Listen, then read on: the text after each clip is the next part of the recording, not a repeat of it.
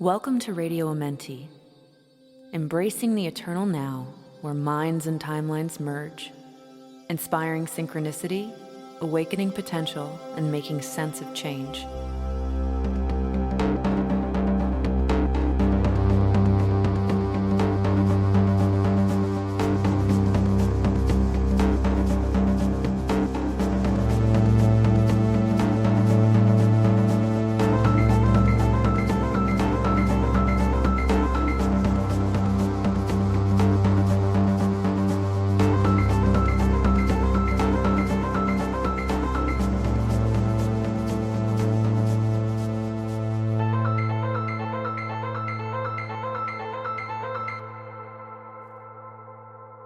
Hi everybody, the time has come. Finally doing a solocast podcast to get you up to speed on all of the life changes and transitions that have occurred over the last few months. When I think about the fact that the last solocast episode I did was on the death of the familiar and just the level of brokenness and heartache that enveloped that time, it's pretty fucking insane to take a look at my life now and all the beauty that's come from the dissolution of what was. So where to begin? Well, I'm titling this episode Solve at Coagula because alchemy has been such a beautiful lens to view the human experience through.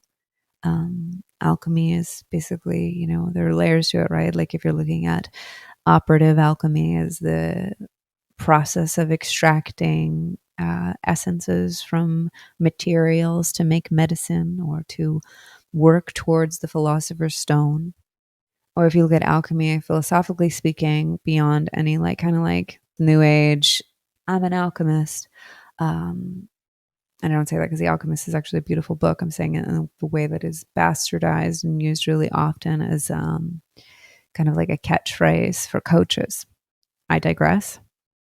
Alchemy, in a metaphorical sense, is the art of transmutation, being able to take the densities of the life experience and to extract the gold. How to find the gold from the lead, how to see and experience this life with a philosophical lens that helps you make sense of change, playing with words. Yeah, alchemy. One of the alchemical processes is the notion, again, why this episode is titled what it is solve at coagula. So in order for something to transform and change, it must dissolve and then coagulate. What has happened over the last year is dissolution, change, burning away of what was, a crumbling, a being faced with the fires of change and fearlessly moving forward to the other side. If you haven't listened to the episode Death of the Familiar, I would recommend checking it out if you want to go further on this episode. But if not, just kind of get you up to speed. So last summer, I went through something really traumatic, which essentially was a catapult that catapulted me from New Jersey to LA. And after I got to LA, my beloved familiar, Ziggy, precious Maine Coon cat, passed away after being my really dear companion for 10 years. It was kind of like the crescendo after storm of chaos, in the midst of the storm of chaos, which was 2020. Global pandemic, social injustice, uncertainty, conspirituality, so much. So I got to LA in August and, Ziggy passed away in October. And then life started changing in a really interesting way. Through synchronicity, shortly after, actually the day after Ziggy left her body, I was gifted an opportunity to experience ketamine in a medically supervised way, which was something called the ketation. In this experience, as most of you know that followed my work, I've been quite the avid psychonaut over the years, but I had never danced with ketamine before in a way that was intentional, to put it that way. So this was very intentional. And in this journey, essentially, being medically supervised, we were given anti-nausea medicine, a controlled dose, which has lasted about 45 minutes. And we're put in an environment where we are safe, could drift off into a deep meditation, see what happened in the liminal, to provide healing and form new neural pathways to rewrite our trauma. And that experience was amazing. As somebody that's done ayahuasca, 5-MeO, DMT, mushrooms, San Pedro, you name it, in my explorations of inner and outer worlds, I found the ketamine experience to be so deeply grounding and essential, especially after having some dances with psychedelic medicines that were very ungrounded and confusing and scary. After that meditation with ketamine, I felt more certain of the path of just being human and embracing the middle way and understanding things a lot more, and not in some woo metaphysical everything happens for a reason, more just an acceptance that like things can just happen. Sometimes those things happen for a reason. Sometimes those things just happen, but there is still a beauty in the alchemy of either. And in that liminal space, that gray area of not knowing the why of the what, there's still beauty to be found in being a human being with her feet planted on the ground and not so much still drifting off into other worlds to try and make sense of the world, to actually be in the world. And what a strange thing to be in the world when the world is shut down, right? But shortly after that, I really picked up walking and drawing, and I just started finding myself again. And in that polishing of the mirror in October through divine synchronicity, a really good friend of mine, Mike Brancatelli, host of Micadelic Podcast, had shared an episode he recorded with Adam Aronovich, who is a PhD candidate, medical anthropologist. I can't speak highly enough about all the things that he is, but essentially, Mike and Adam had met when they were both at Temple of the Way of the Light in Peru, and they recorded a podcast together. Mike shared the podcast. I didn't even listen to the podcast, but something in my heart of hearts told me to add Adam as a friend on Facebook, and the rest was history. Flash forward to whirlwind romance of him coming to LA, me going to Mexico, instant knowing that this is the one. I'm now here, and Adam and I got married on June 1st at a small ceremony in Las Vegas, just he and I and my dear friend Ben Decker and his partner Saw DeSimone. And it was amazing and so incredibly strange to have gone through that dissolution of so much and to have found order after so much chaos and to be met with the ultimate mirror. And I've found that in my husband. It's funny because not too shortly before Adam and I met, I did a podcast with Michael Phillip, Third Eye Drops. It was the last podcast we did together, and I paraphrased some Buddhist saying about how when you meet your soulmate, you won't have butterflies, or you won't feel anxious, or you won't have like sweaty palms. You'll actually have a calm sense of knowing, and that's really what's happened from the moment that I met him to now, is just this calm sense of knowing. And it's pretty wild to have an October to June journey, but yeah, it's pretty insane how these tropes or cliches that like, when you know, or do the work on yourself and then you'll find the one. There is a value in that. But there's also a value in staying skeptical of like, okay, again, like, yes, and. But just as I kind of like really washed my hands with a lot of those things, I kind of had the cosmic wink of just being like, well, see, there is still magic out there. And yeah, there is something alchemical about that too. The union of your complementary opposite and what third thing emerges. And the third thing that has emerged in this space that I've taken to not be recording as many podcasts, to really just enjoy the journey of love, is a real understanding of what I actually want and clarity on what that even means. And that transcends my personal life and my beautiful relationship with this wonderful human, but also, my creative life. And, having audio as a medium to broadcast through is so meaningful. When I had my first podcast, Liberation Frequency, our tagline was initiation through the art of conversation, progression through unlearning. And this podcast has kept a lot of that same ethos of the idea of how a conversation can initiate you into a new understanding of your world, and an unlearning of all the things that you learned can allow you to continue to, I guess, surf the seas of change with a more balanced footing. And, the art of metaphor is a beautiful thing. Again, words can create our worlds. And when we have different words to shape our world, the world becomes that much bigger.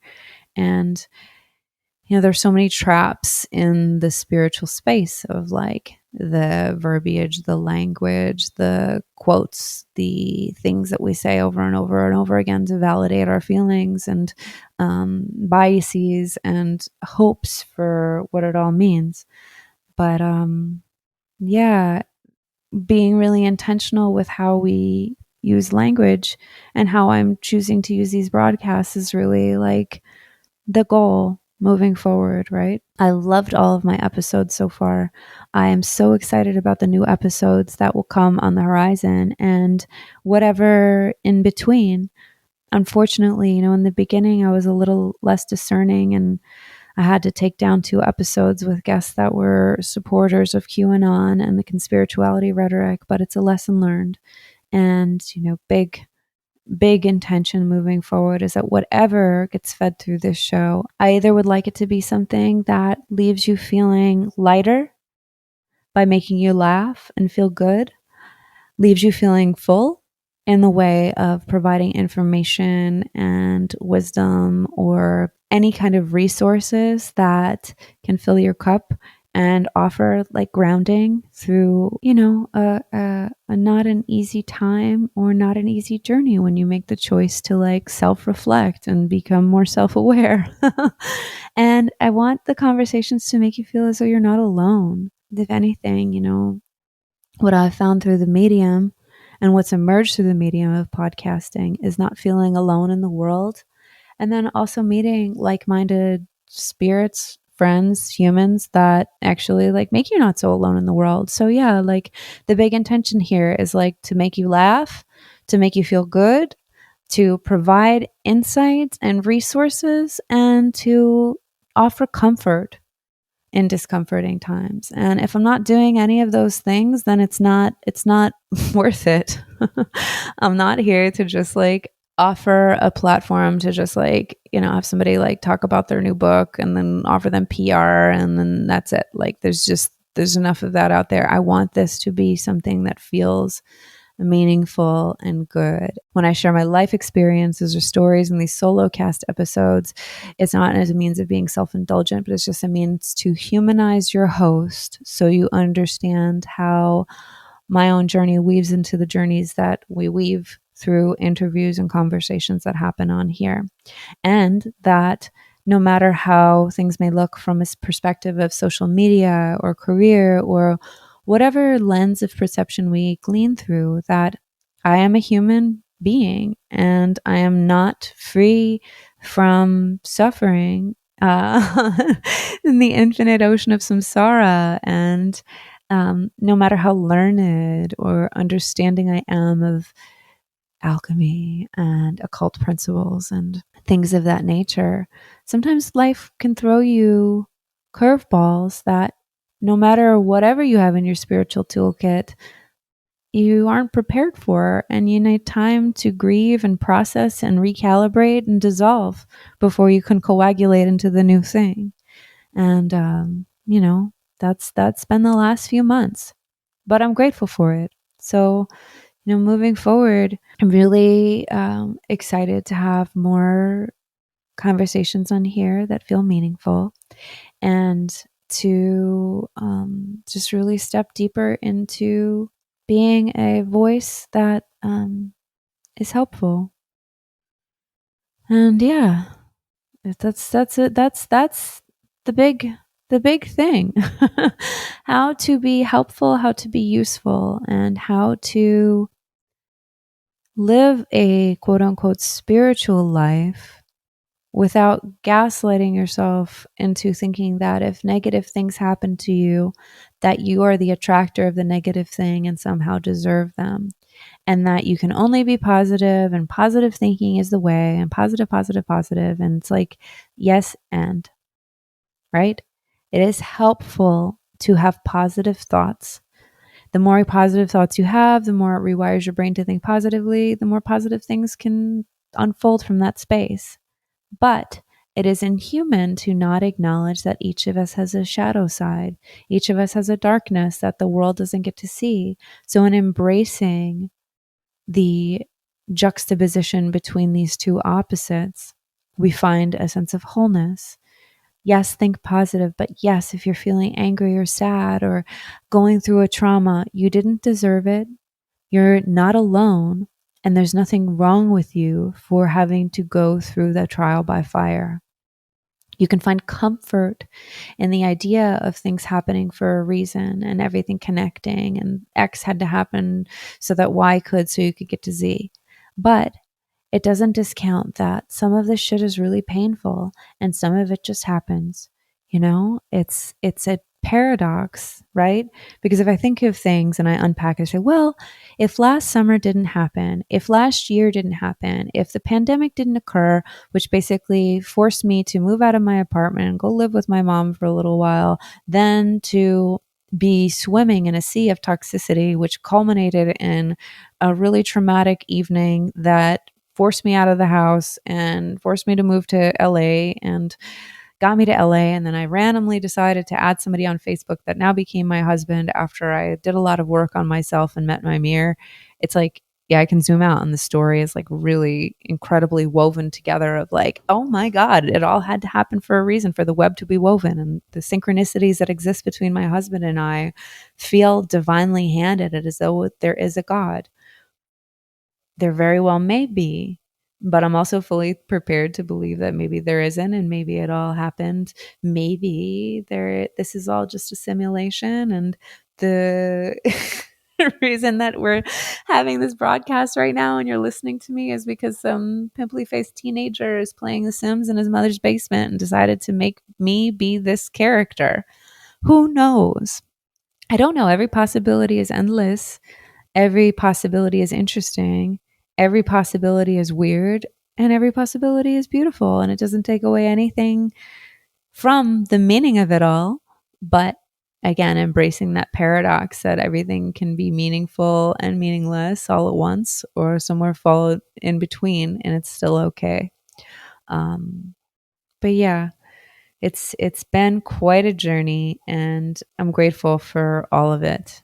And not grateful because I'm like practicing my gratitude journal, like sincerely grateful because it's really nice to land in this space after it all.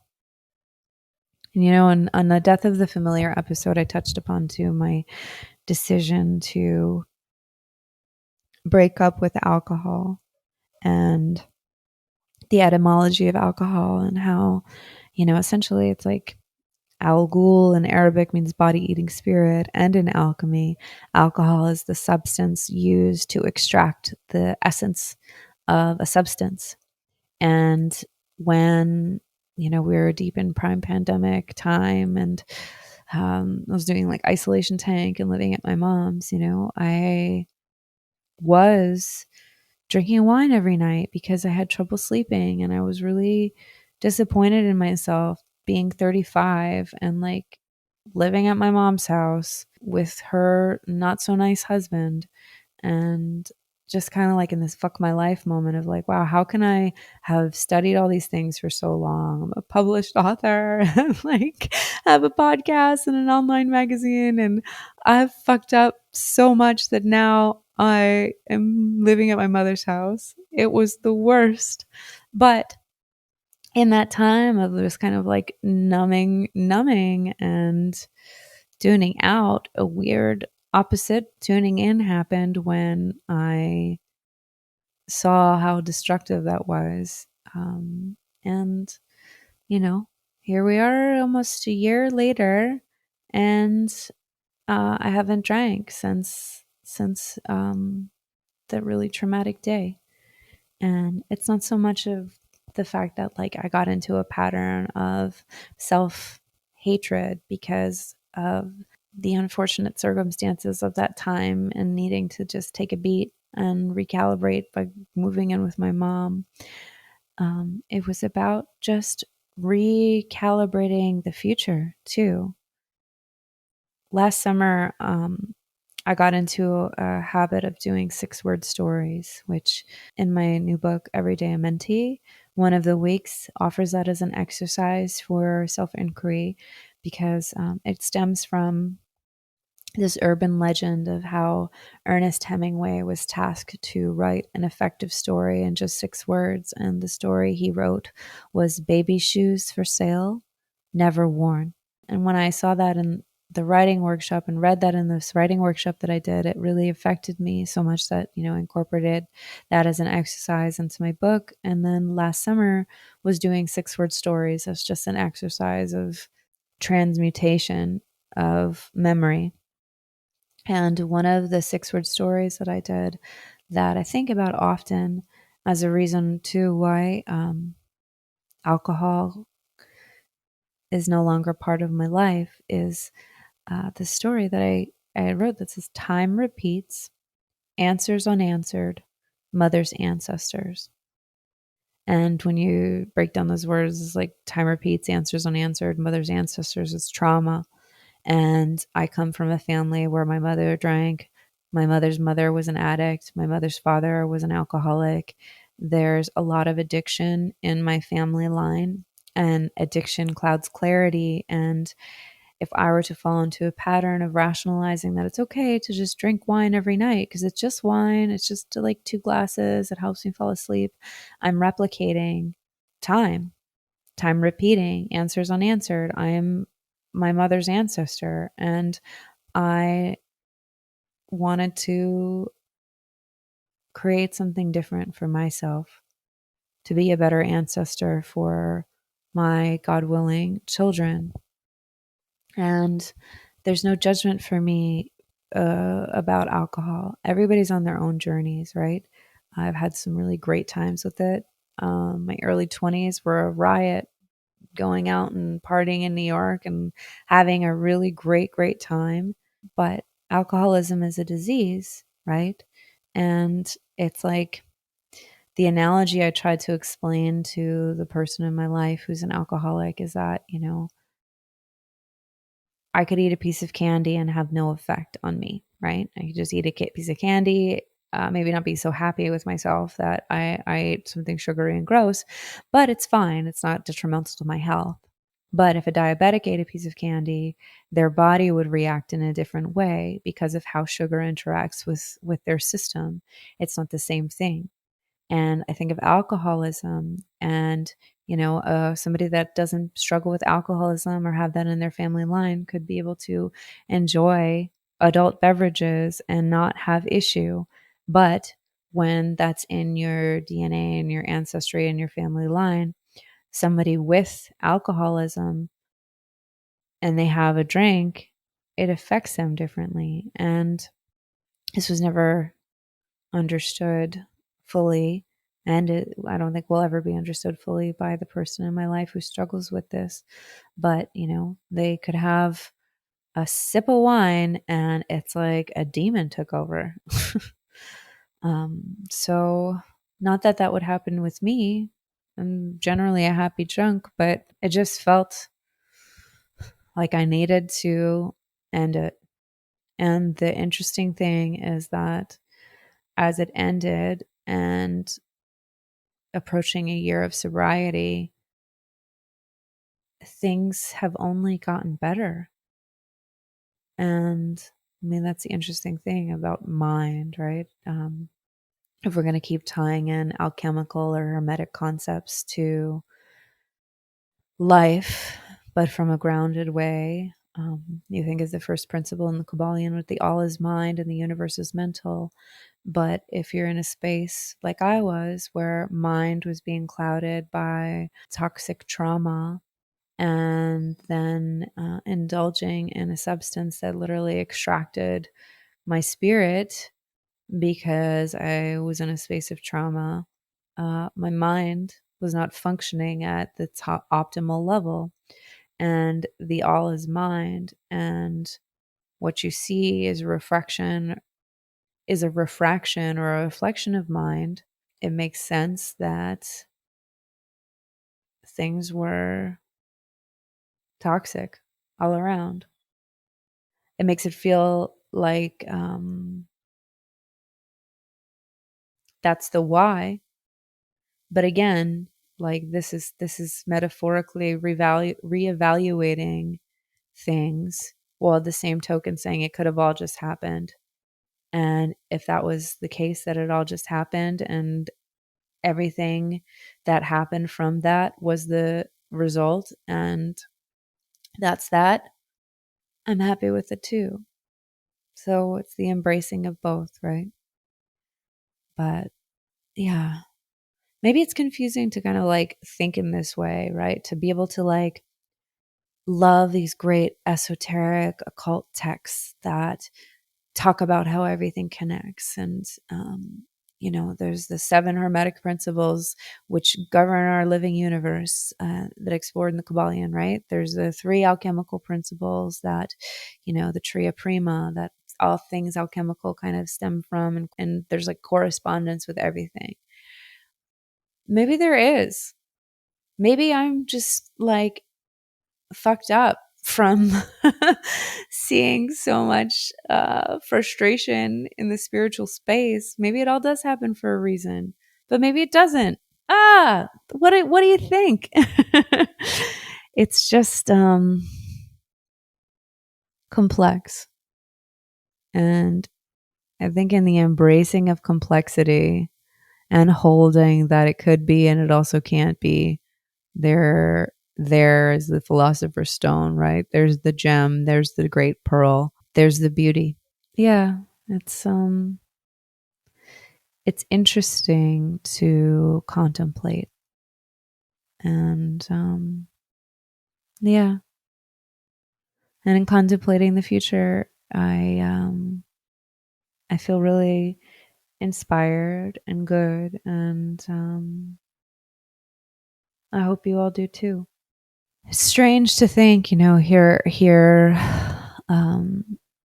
nearing the end of the pandemic and things starting to open back up and the world becoming more alive, even though we're still being faced with great change.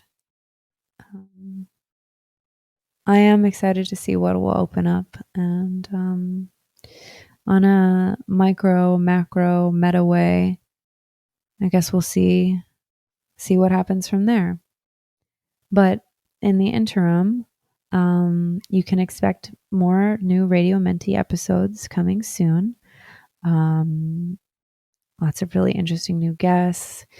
We are so excited because Radio Amenti is now going to be a part of the Time Wheel Podcast Network. And on July 10th in Austin, Texas, we are doing an event with Time Wheel and with Mike Brancatelli of Micadelic and Michael Phillip of Third Eye Drops as a way to bring awareness to the new podcast network that's forming. If you're in Austin, please come July 10th. Feel free to email for more details. I'll be plugging it on a future episode too. Because of Time Wheel, we have our first Radio Amenti sponsors, which are Sheath underwear, which are absolutely amazing. And I love the sports bras that they sent me. And a really great kava company that, if you're not familiar with what kava is a root from Indonesia, I believe. And this is a plant medicine that's known to promote calm, relaxation, and sociability. And it's been used for centuries by Pacific Islanders to unwind after a long day. And it's like really awesome. So our sponsor is Ohana Kava Bar and Sheath underwear, which is like really, really great. So if you want to check out either of these items, Sheath underwear, if you go to sheathunderwear.com, you can use the promo code Amenti and get 20% off of your order. And if you want to go to check out the kava, you can go to ohanakavabar.com and use promo code TIMEWHEEL for 10% off of your order. So both are our new sponsors. I'll be plugging them on future episodes. So yeah, underwear and relaxation. Relaxing in your underwear is not really a bad thing, right? But it's really cool.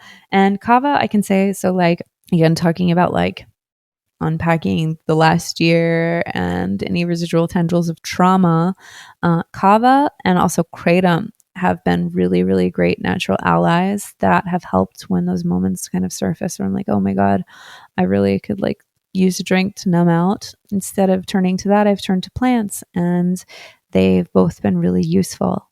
And I'd love to do just like future episodes maybe of useful plants or useful things I found that help relax. If that doesn't feel boring, actually feels like something kind of cool. But yeah, I highly, highly check it out. And again, if you're in Austin on July 10th, please come to our event. It is at the Church of the Sacred Womb. And I'll have links in the show notes of how you can come.